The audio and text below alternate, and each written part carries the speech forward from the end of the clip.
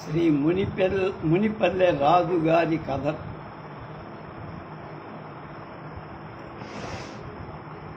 ఆరవ భాగం 17/4/20. కస్తూరి తాంబూలం. కస్తూరి అమ్మాయికి పెళ్లి తాంబూలం. ఇప్పుడిప్పుడే పస్తులుండటం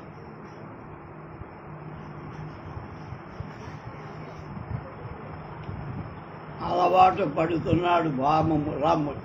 భార్యతో మాత్రం ఆకలిగా లేదు, నా కోసం అన్నం వడ్డందు అని మొదటి 2 సార్లు చెప్పి, తర్వాత ఇవాళ ఏకాదశి ఉపవాసం, శనివారం రాత్రి ఏమీ తినను, వెంకటేశ్వర స్వామికి మొక్కు అన్న. ఉదయం రమ నిద్ర లేవకముందే బియ్యపు డబ్బా మూత తీసి చూసి అడుగున అరసోలెడు మోయిన ఉన్నాయి. జేబులో పావలా కాసు మిగిలి, ఒక సంకల్పం, ఒక లక్ష్యం లేకుండా రామ్మూర్తి ఇంట్లోంచి వీధిలోకి అడుగుపెట్టి అవి 2-3 ఏళ్ల క్రితమే అతని జీవిత పథం నుంచి తొలగిపోయాయి. శివాలయంలో గంటలు మోగుతున్నాయి. అమ్మయ్య, ఇది శివరాత్రి పర్వదినం, తన భోజనం ప్రసక్తి లేదనుకో. ఉన్న బియ్యంతో రమకు ఈ రోజు గడిచిపో.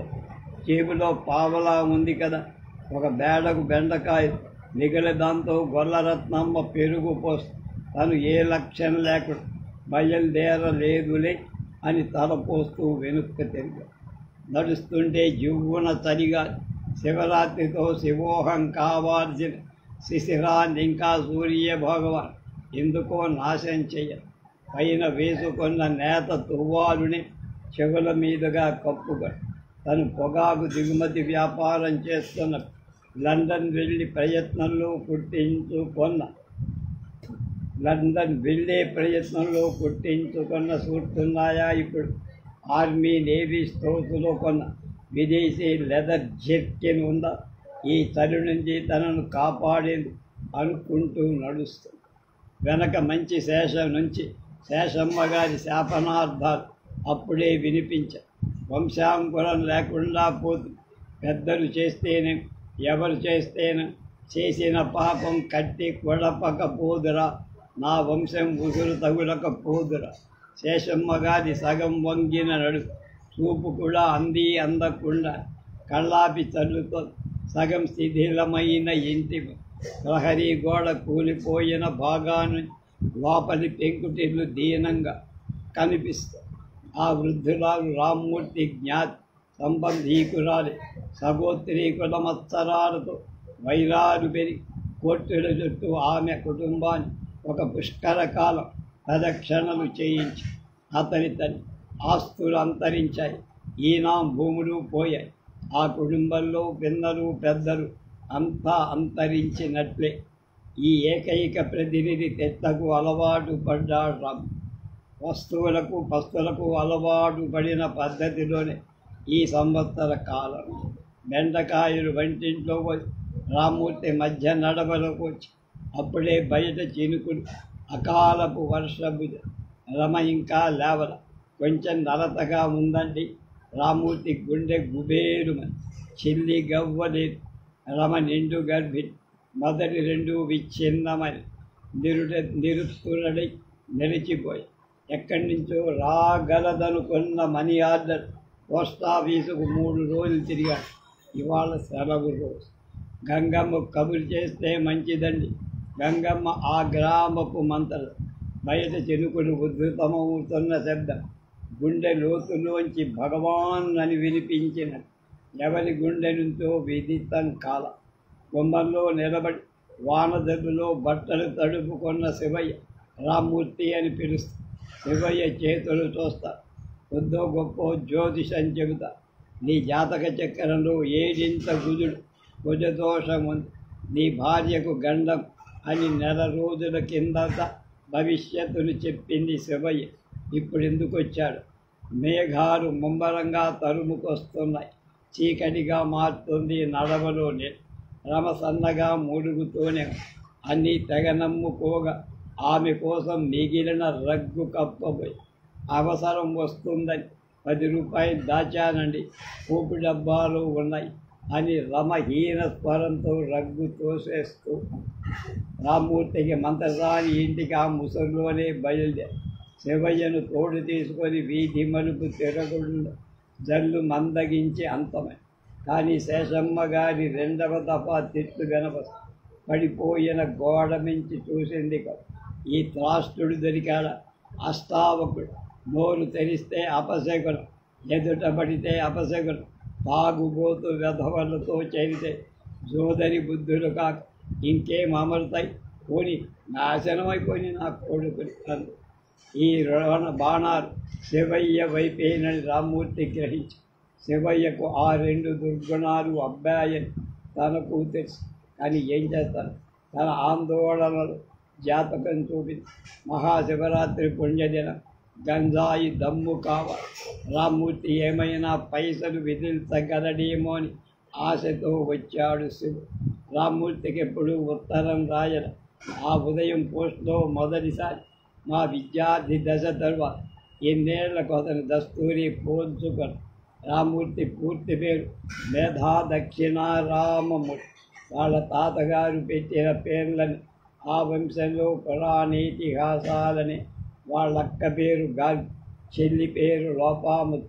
బాల్యంలో పంకజ, వనజాక్షి, నేను, రామ్మూర్తి, గార్గి, లోపాముద్ర రైలు పట్టాలు దాటి స్కూల్ పోయేవారు. ఆడపిల్లలు గబగబా పట్టాలు దాటి అవతలికి పోయేవారు. మేమిద్దరం పట్టాల మీద నడుచుకుంటూ చాలా దూరం అనవసరంగా తిరిగి వచ్చి కబుర్లు చెప్పుకుంటూ సరిగ్గా 2 బెల్ మోగేసరికి ఆవరణలో రొప్పుకుంటూ ప్రవేశం. ఇష్టమైతే కబుర్లు కలిపేవాడు, లేకపోతే అత్యంత ముభావంగా ఉండేవాడు. ఒక్కోసారి వయసుకు మించిన వేదాంత వాక్యాలు దొర్లించేవాడు. ఒకసారి ఏ సందర్భంలోనే ఈ రైలు పట్టాలు ఎక్కడా కలవు, పెద్దయితే మనిద్దరి జీవితాలు ఇంతే నోయ. నిజమే, భవిష్యవాణి పని. కాలేజీ చదువు పూర్తి చెయ్యకుండానే రామ్మూర్తి బిజినెస్ మాటను మాట్లాడేవాడు. కొద్ది నెలలో పొగాకు వ్యాపారంలో పడ్డాడు. మొదట్లో మా గ్రామంలోని 2 పొగాకు బ్యారర్లు కట్టి తర్వాత గుంటూరులో కంపెనీయే పెట్టి తెల్ల కార్లు తిరిగేవాడు. బొంబాయిలో గుజరాతీ మధ్య దళారీల మధ్య పొగాకు ఎగుమతులు ప్రారంభించి గుంటూరులో మేడ కూడా కట్టాడని వినబడింది.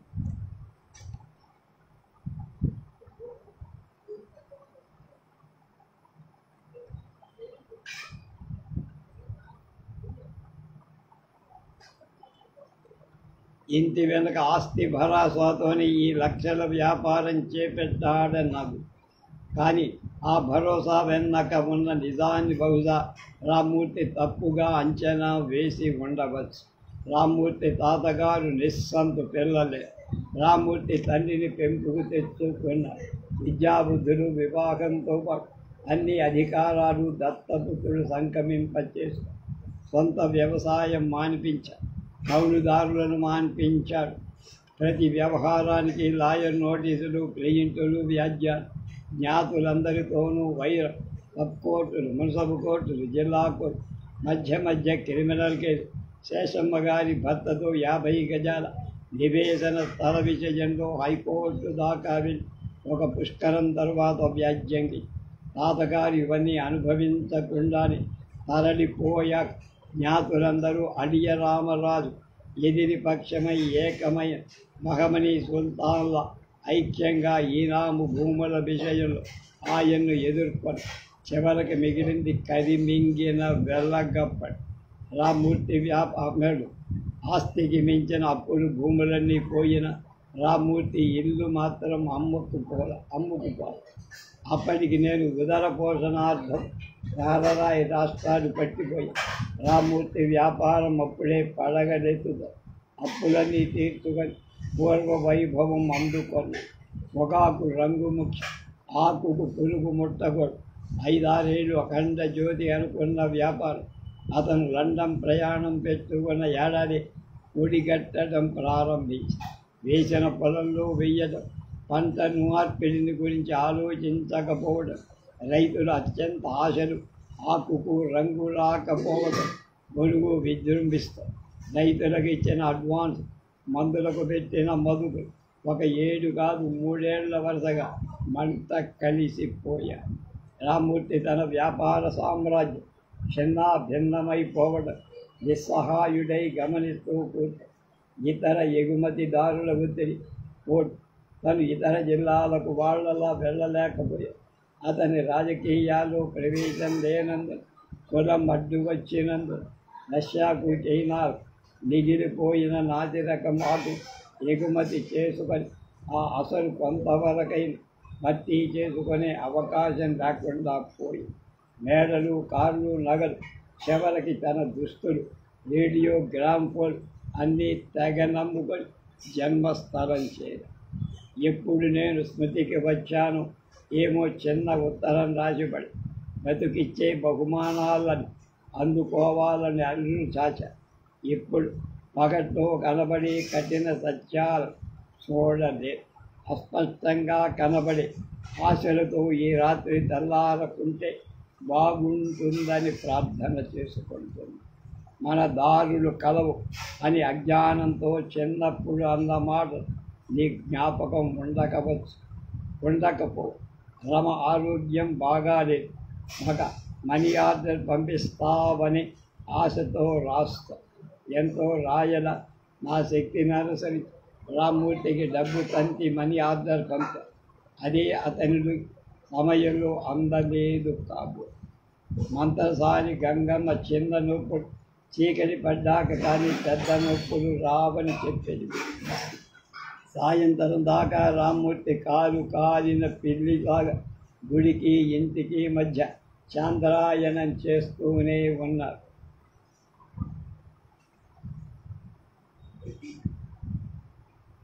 సాయంత్రానికి బట్ట తడుపు జల్లు, వర్షపాతం చలిగా మారి ఇంట్లో బుడ్డి దీపాన్ని కాపాడుకుంటూ అతను గంగమ్మ కోసం ఎదురు చూస్తున్న రమ ఆర్తనాదాలు వింటూ అచేతనంగా ఉండిపోయి.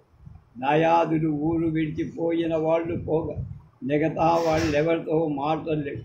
పాలు పెరుగు అమ్ముకునే రత్తమ్మ అంత వానలో వచ్చి ఇద్దడు పాలు పోసి రమకు తోడుగా నిలబడి మంత్రసాని కోసం అతన్ని పంపి గంగమ్మ వచ్చేసరికి రమ మగబిడ్డను ప్రసవించి మంత్రసాని పిల్లాడి బుగ్గ గిల్లి ఏడిపించడం, గుడ్డు తాడుకోయడం, తల్లి మాయను తీసేయడం నిర్వర్తించి రత్తమ్మ వేడి నీళ్లు పెట్టి అవి కాగటానికి మొన్ననే రామ్మూర్తి తాత కొయ్య కుర్చీన వెలగొట్టి ముక్కలు చేసి ఉంచారు.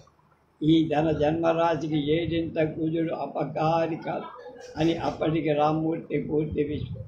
రత్తమ్మ వెళ్తూ పురుటానికి కస్తూరి వెయ్యవ సరిగాలి కొడతా ఉందని గంగమ్మ ఆ మాటే చెబుతున్నా తల్లి.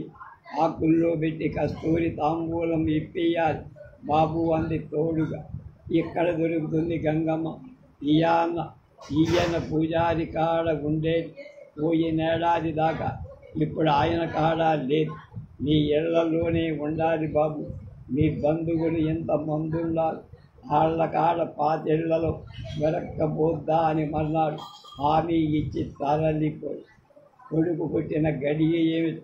అంత పెద్ద వర్షం ఎవరో ఆజ్ఞాపించిన ఒక్కసారి ఆగిపోయి సరిలేదు. రామ్మూర్తి హడావిడిగా గుడివైపు వెళ్ళా.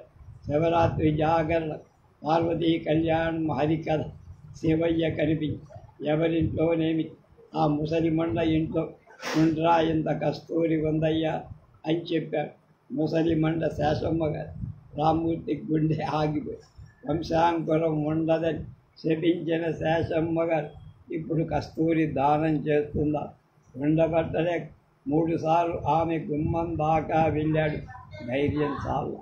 అతనికి భూత ప్రేత పిశాచాల కల నిద్ర నుంచి మెలకువచ్చి కటిక నేల మీద కొరికి లేచేసి ఆకాశం నిర్మలంగా బాలభాస్కరుడి కిరణాలు లోకాన్నంత రక్తారుణ నుంచి తప్తహేమ మండలంగా మరుస్తారు. గబగబా లోపలికి చలితో గడ్డ కట్టిపోయిందనుకున్న రమ కళకళలాగా పుట్టిన వంశోద్ధారం పుట్టి గుడ్డల మధ్య సత్తుగా ఒదిగి తల మీద రంగుగుడ్డ టోపీగా తను ఏ లోకం నుంచి ఊడి పడ్డాడు. ఆ లోకం చిరు చీకటిని గురించే ఆలోచిస్తున్నట్లుగా తపస్సులో మునిగి శేషమ్మత్తయ్య వచ్చిందండి. కస్తూరి తాంబూలం ఇచ్చి పిల్లాన్ని సర్ది వెళ్ళింది. మీరెక్కడికి వెళ్ళారు?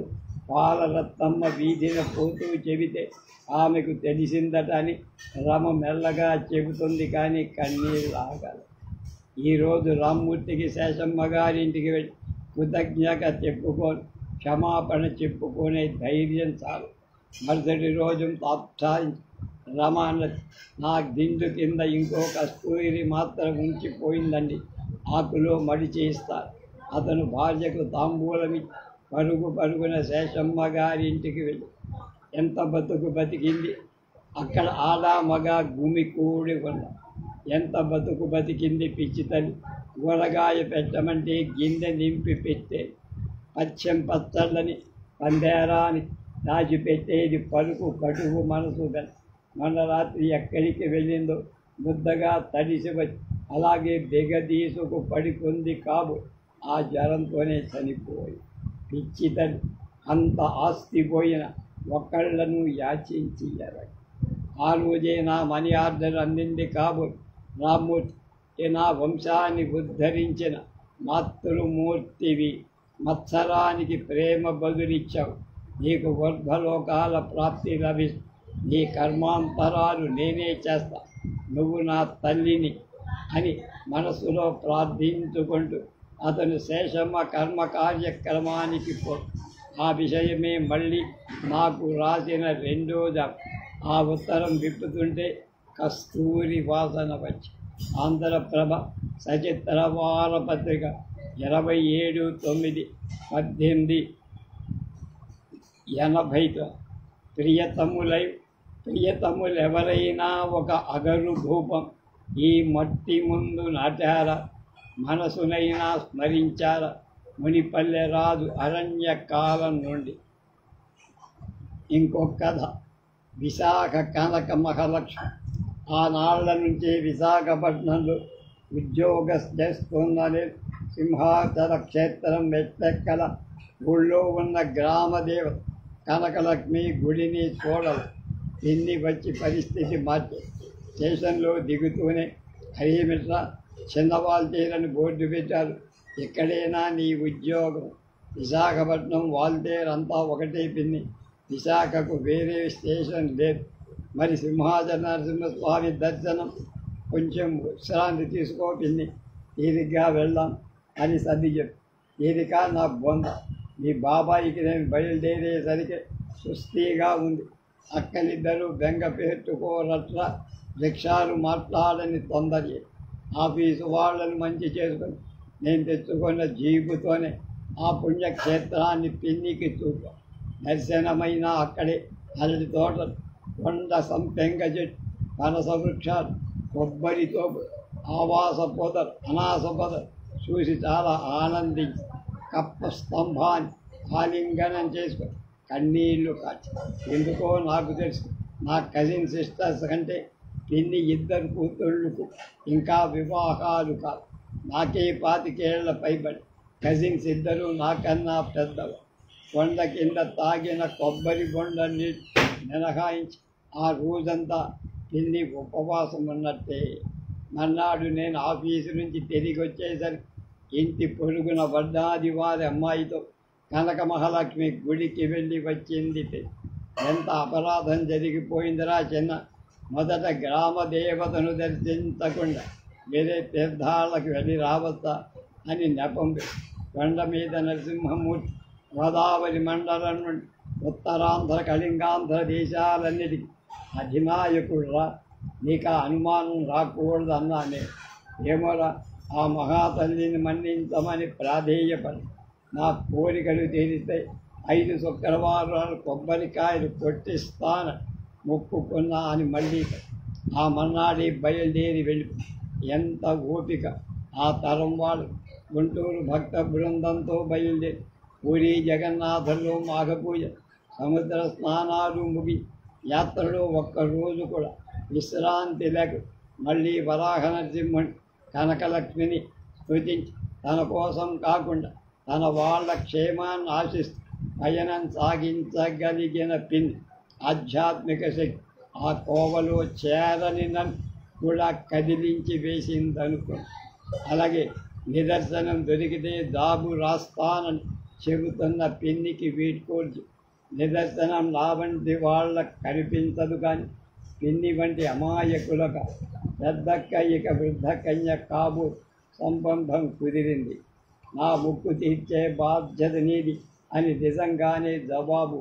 శుక్రవారం నాడు కనక మహాలక్ష్మి గుడికి నేను బయలుదేరడం మరికి ఎందుకు అనుకున్నారు? ఎక్కడో కాదు, నేను తరచుగా వెళ్ళే హిందూ రీడింగ్ రూమ్ వెనకనే కనుగొన్న కనక మహాలక్ష్మీదేవి. కొంచెం ఆశ్చర్యం కలిగిన మాకు నిజం. మందిరం లేదు, కనీసం ఆచ్ఛాదన కూడా లేని చిన్న ప్లాట్ఫారం మీద చుట్టూ కటకటాల మధ్య కళింగ శిల్పశైలు 20 గజాల దూరాన్ని ఆమె ముట్టి వీధి పెద్ద వెడల్పులే 2 పార్శ్వాలు కొబ్బరికాయలు కలుసుకొని చిన్న చిన్న దుకాణం. మొదటి 2-3 బడ్డీలు దాటి ఆగి కొబ్బరికాయ ఎంతవ్వా అంటూ జేబులో చెయ్యి పెట్టి ముందున్న పెంకుటింటి స్తంభం చూస్తూ అలాగే నిలబడిపోయి మద్రాసులో ఉండగా ఇటువంటి 1-2 అనుభవాలు జీర్ణించుకున్న వాడినైనా ఆంధ్రదేశంలో తోడి మనుష్యుడి జేబులు కొట్టేస్తారా? అసంభవం అనే వేదాంత ధోరణి అలవాటు పడ్డా. ఏటి బాబు అలాగే నిలబడిపోయావు అని దుకాణం మనిషి తడిసిపోయిందని మళ్ళీ హిప్ పాకెట్ వెతుకు. చీకటిలో వచ్చినావా బాబు? అవును, సిటీ బస్సులో. యాడికెళ్ళి చీటీ ఎక్కినావు బాబు? అక్కయ్య కొండూరు బాగున్నావు. పై ఊరేనా బాబు? అవు, పరాయి ఊరే. నా మాటలు పట్టిస్తున్నా. ఈ విషయంలో కూడా నాదొక వేదాంత సూత్రము.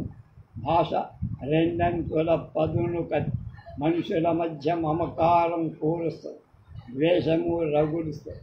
మద్రాసులో ఎడమిల్లై రుబ్యాక్ కోంకు వేగాకు కోంగుర అనే నినాదాలు గోడ మీద చదివా. నా వీపు కనుక అంటూ ఉండగా అటు నుండి జగానహిహై గోబాకాంధ్ర ఆంధ్ర అబ్జమాన్ కూడా హైదరాబాదులు రాజకీయ అధికారం కోసం కోరిన భూస్వామ్య వర్గం గవర్నమెంట్ ఉద్యోగాల కోసం ఎన్జిఓలు రియాక్షనరీ ఉద్యమాలు లేవదీశారని చరిత్రకారులు చెబుతారు. కానీ నేను అంటుంది సామాన్యుల సంగతి. నాయకులు, పత్రికలు, వార్తలు, అసెంబ్లీ, పార్లమెంట్, 10 నిమిషం ఉగ్గడించే సగటు మనుషుల సంగతి. వీళ్ళే కదా 2 అంకెల కత్తితో 10 నిమిషాలు ఎవరికి పూర్వీకులు ఏ ప్రాంతాల నుంచి వలస వచ్చారు, పోయారు, ఏ రాజకీయ ఆర్థిక ఒత్తిడుల వల్ల వీళ్ళంతా వేర్వేరు పరిపాలన వ్యవస్థలో స్థిరపడ్డారు. వాళ్ళకు ఆ ద్వేషానలు కనిపించదు కదా. ఈ ఆలోచనలు వచ్చినందుకు కొంచెం కోపంగానే కొన్నూరు వాళ్ళందరూ పాపిస్తున్నా. నేను అలాగలేదు బాబు. నాను కొన్నూరు గుంటనే కదా. వైజాగోళ్ళ మాయ పయ్యూరు వాళ్ళకి ఎలా ఎరకదై బాబు. అప్పుడు చూశాను ఆమె. ఆ క్షణంలో నేను కొత్త చిక్కుల్లో తలదూరుస్తున్నానని మాత్రం ఎలా అనుకోను.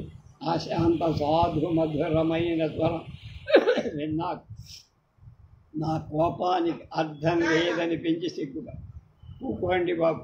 అలాగ నిలబడిపోయారు. జాజి చెక్కల పెట్టె మీద తేలిగ్గా కూకొలబడి. శుక్రవారం సాయం కనక మహాలక్ష్మి చుట్టూ 100 మంది స్త్రీలైనా ఆమె వెదురు బుట్టలో కొబ్బరికాయ, కాసిన పూలు, పసుపు కుంకుమ పట్టాలు, అగరబత్తీల జోడు చకచక అమలు. వచ్చిన వాళ్లకు బేద పలక అటు ఇటుగా బేదాలు చెప్తాను. నేనైతే ఆమె వయస్సును అంచనా వేసి 20-25 ఏళ్ల మధ్య ఉండొచ్చు. అంత పెద్ద కళ్ళకు ఆ కాటుకెందుకు పులుముకున్నదో, అంత చిన్న నోరు, సంపెంగి ముక్కు, ప్రబంధాల మాటలు నాకు రాక అలా అనుకుంటున్నాను. ఉదిమట్టసమైన ఆ నల్లని దేహాన్ని అంత ముదురు రంగు చీర నవ్వుతుందా? దగ్గరగా చూస్తే కానీ ఆ అందం కనపడదు.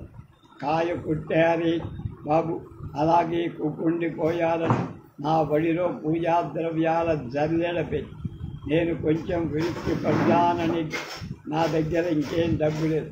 ఎవరు బాబు, తల్లి మొక్కు తీర్చుకోవా, ఎవరు నమ్మ, నువ్వెందుకు నమ్మిస్తున్నావు, నేను తెచ్చిస్తా.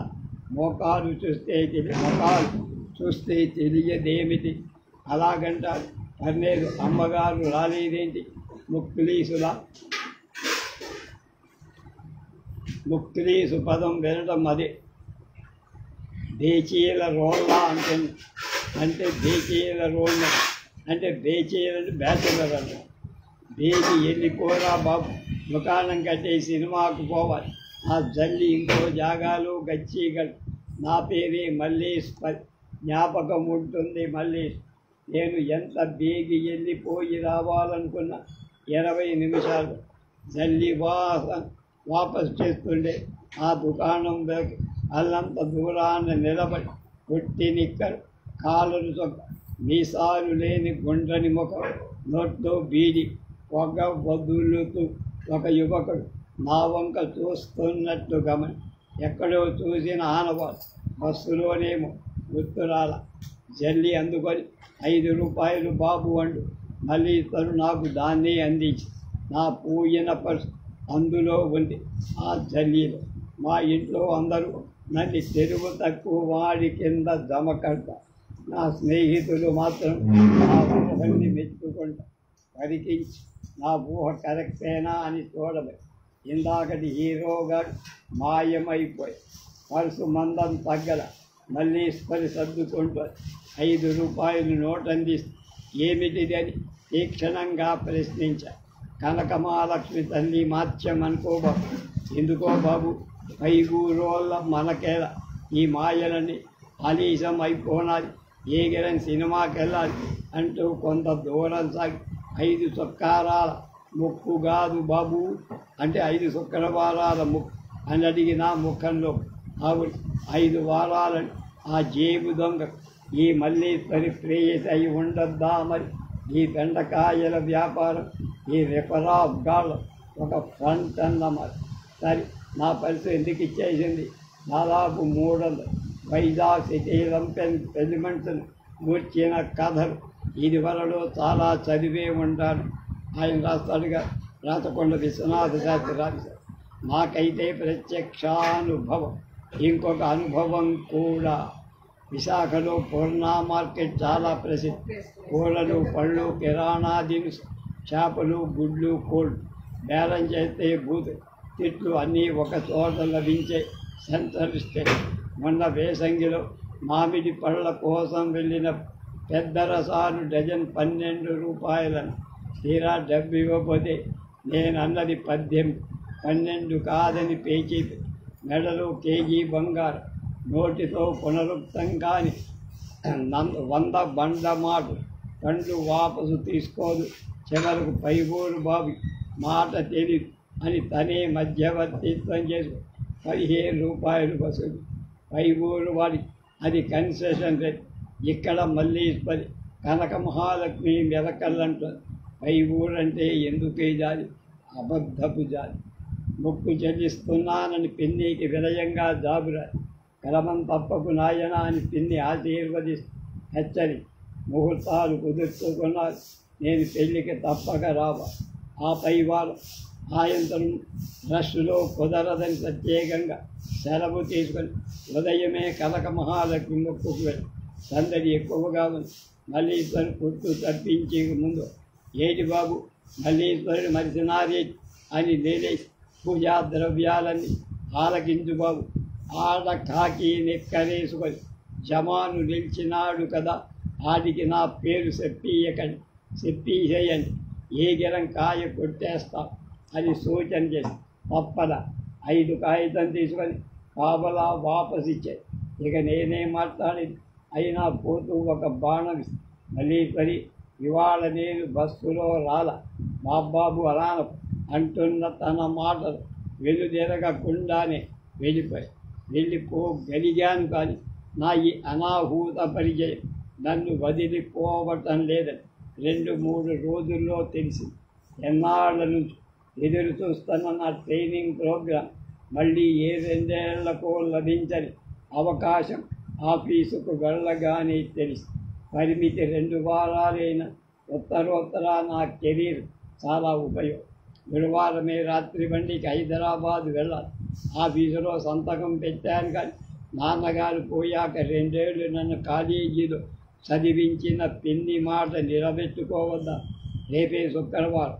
మా ఇంటి వాళ్ళు బ్రహ్మ సమాజికు అంటే విగ్రహారాధనకు ఇంకా తెలిసిన 2-3 కుటుంబాల వారు, ఒక క్రిస్టియన్, ఇంకొకరి దగ్గర నేను పెద్ద రేషనలిస్ట్ అంటూ హేతివాదంటారా అనే శుష్క ఇమేజ్ వాగ్వాదాల్లో పెంచుకో.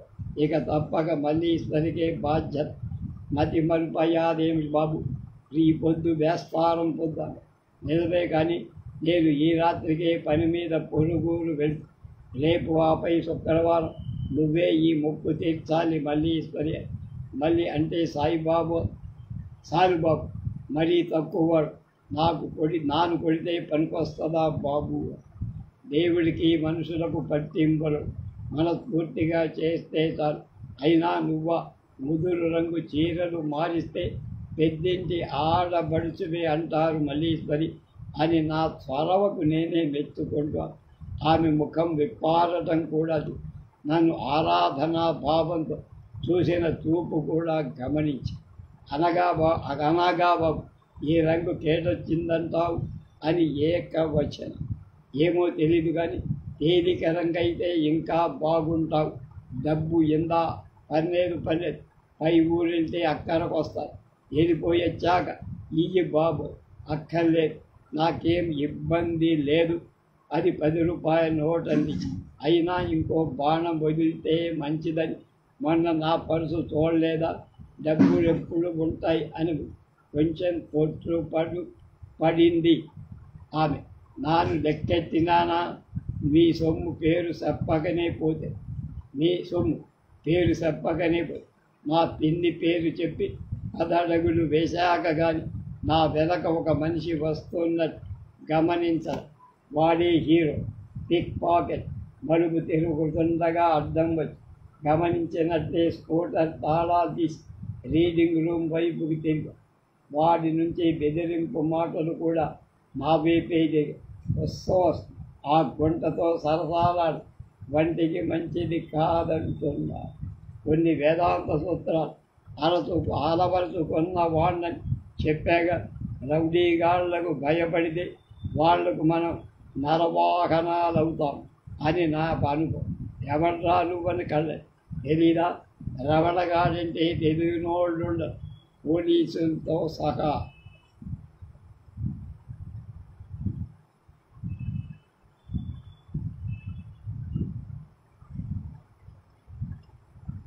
మరంపర నుంచి నెల్లూరు దాకా తిరిగిన బాపతు కాబోలు విశాఖ యాస అంతగాలి.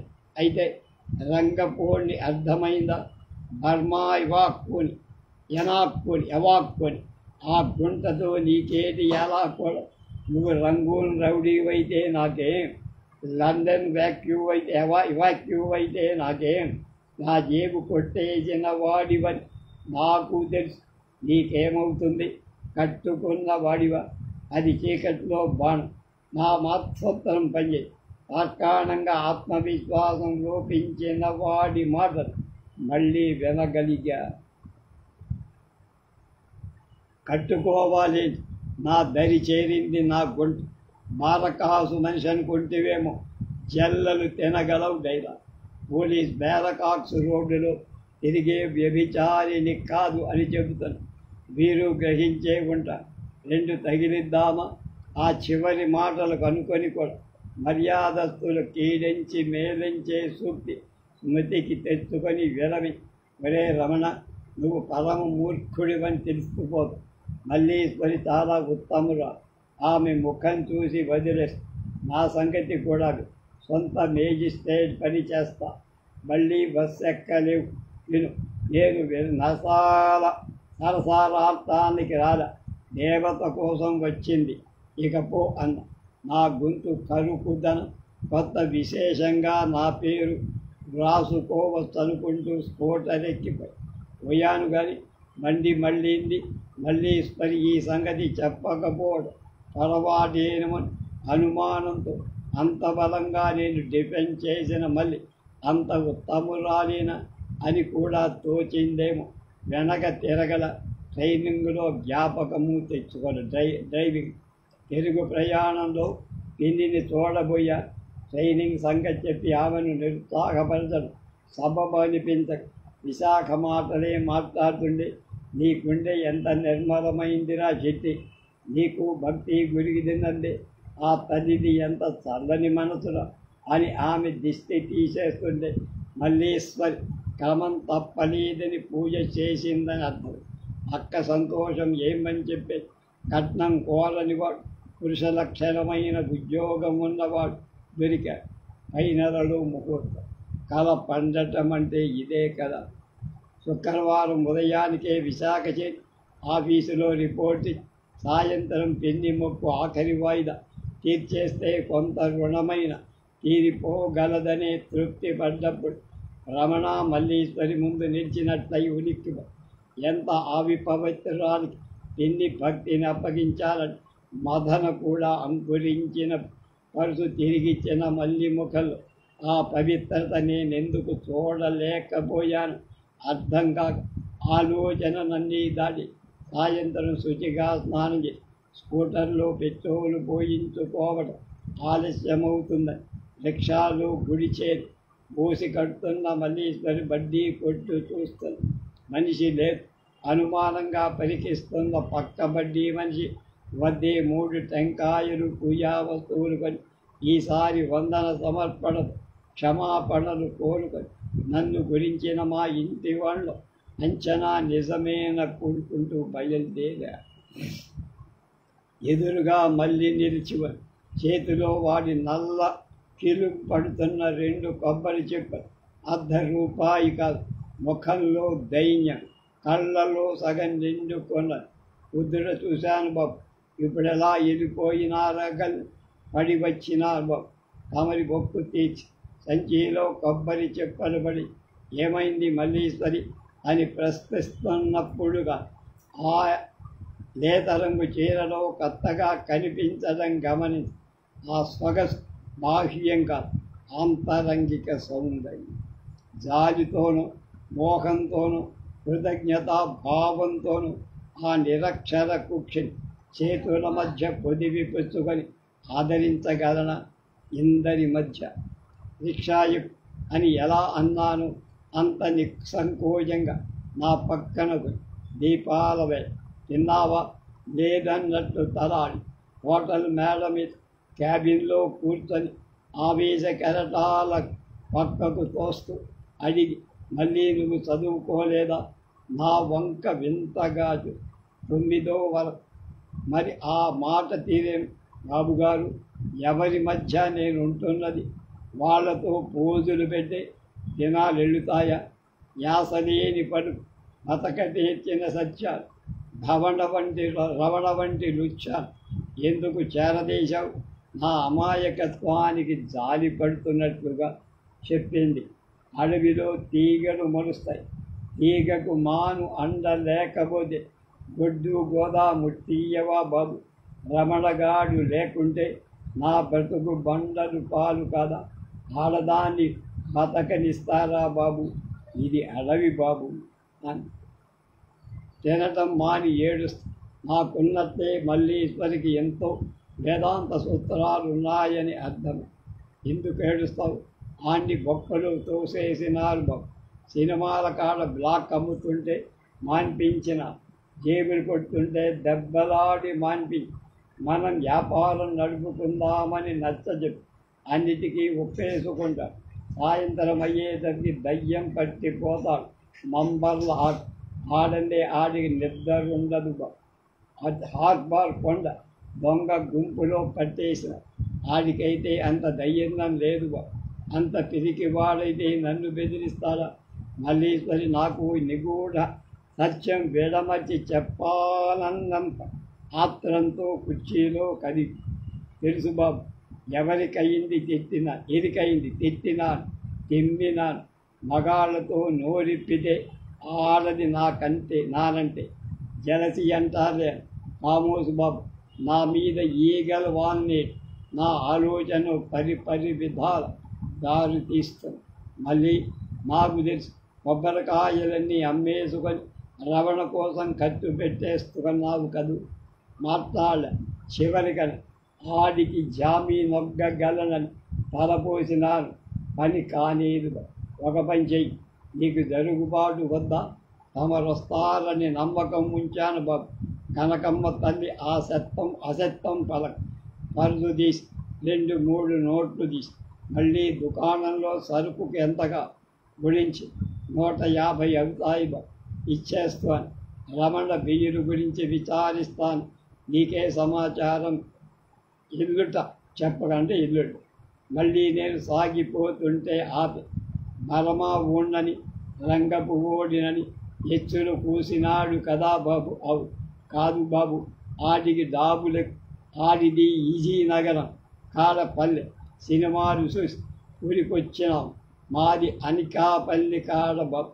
మరింకా ఇంత నేర్చుకొని సినిమాలు వదలలేదుగా. మరేంటి చెయ్యం బాబు అన్నది అతి సాధారణమైన మౌలిక సమస్యను ఎత్తే విప్పే. మళ్ళీ అంది, నీ మాట మీద చీర మార్చాన. ఇందాకనే చూశా. ఆ దుఃఖంలో నైరాశ్యంలో ఆమెకున్న జీవితాశ నాకెట్లాగుతుంది. అబ్బాయి ఏం మాట్లాడలే.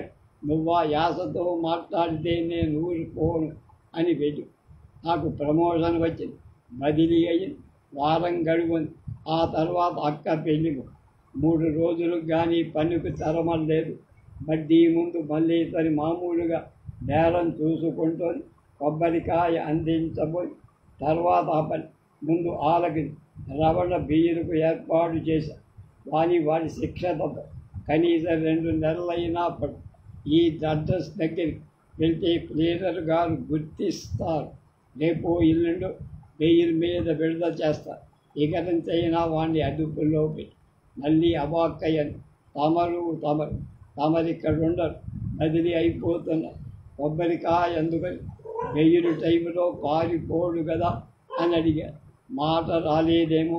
స్తంభ నీడలోంచే చెప్పు, పోడు, నిన్నిడిచి పోలేడు బాబు, నన్నిడిచి మంచిది వస్తా. తమరి డబలు మనీ ఇద్దరు చేసినా చేద్దువు కానీ ఇప్పట్లో కాదు కదా. మళ్ళీ నేనెప్పుడైనా విశాఖకు రాకపోతానా? ఇక నేను ఆగల.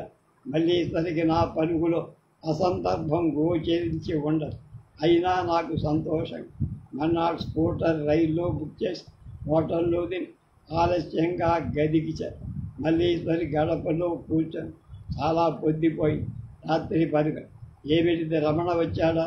రేపు మధ్యాహ్నాలకు వస్తాడంట బాబు.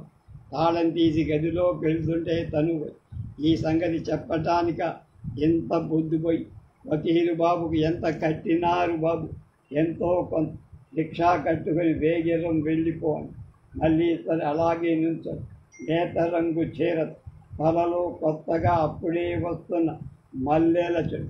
రాత్రి ఈయనే తుంగుంటానని అతి సహజ మధుర స్వరం నా వంక చూసి నిశ్శబ్దంలో కూడా చూస్తూనే విద్యుత్ కాంతిలో తన అందమంతా వెల్లడిస్తూ నించొని నన్ను నేను కూడగట్టుకుంటున్న నిశ్శబ్దం. నా బాకీని నీ అందంతో తీరుద్దామని వచ్చావు కదూ. మాటలు నువ్వు నాకేమీ బాకీ లేదు, రుణం లేదు. నీ వంటి వాళ్ళకు మేమెంతో బాకీ పడు. మళ్ళీ నీకు చెబితే అర్థమవుతుందా? కాదు, మాది తీరని రుణం, వడ్డీతో పెరుగుతూనే ఉంటుంది. మొన్నన నిన్ను హోటల్కు తీసుకెళ్ళింది, తప్పుగా తోచింది. ఏ గతి లేని నిన్ను ఈ గదికి తెచ్చేవాడిని. నీ ఆలోచన విశ్వాసం నా కళ్ళు మూసుకుపోయాయి కూడా తెరిపించగలిగిన. ఎంత మంచి నేర్పావు, గురుత్వం వహించావు. రిక్షా తెస్తా, రా, వెళ్ళిపో. రిక్షా ఎక్కుతూ నా కాళ్లకు మొక్కబోతుంటే వారించా. దండం కూడా ఎత్తినివా బాబు. కనకమ్మాలక్ష్మి తల్లి పరీక్ష ఎత్తినాది నెగ్గింది నువ్వు బాబు, నాను కాదు అని సినిమా డైలాగుల్లా వినిపించల. శోకార్త హృది నుండి మెల్లిగా వినిపించిన కంఠనాద చిరు కెరటాలుగా మా వీణులకు సోకినాయి. రిక్షా మనిషి కల్పించుకొని పెద్దతరం సెందంతరం కలికాలంలో చచ్చిపోనాది బాబు, దండం పెట్టే తప్పు లేదు బాబు అంటున్నారు. పెద్ద నిశ్శబ్దాన్ని వెనకనే వచ్చి రాత్రిలో కలిసిపోతూ రిక్షా దూరంగా వెళ్ళి ఆ తర్వాత నేను విశాఖ నుంచి కదిలిపో. నేను మనిషినే అన్న గర్వం కలిగించిన విశాఖ కనక మహాలక్ష్మిని నేనెట్లా మర్చిపోగలను? పోలేను. స్వాతి మాసపత్రిక జూన్ 1987లో ఆ కథ పడిందంట. ఈ పురుషుడు స్త్రీ ప్రాణం కొన్నాడా? ఈ పురుషుడు స్త్రీ హృదయం విన్నాడు. అనిశెట్టి సుబ్బారావు అగ్ని వీణ నుంచి ఆ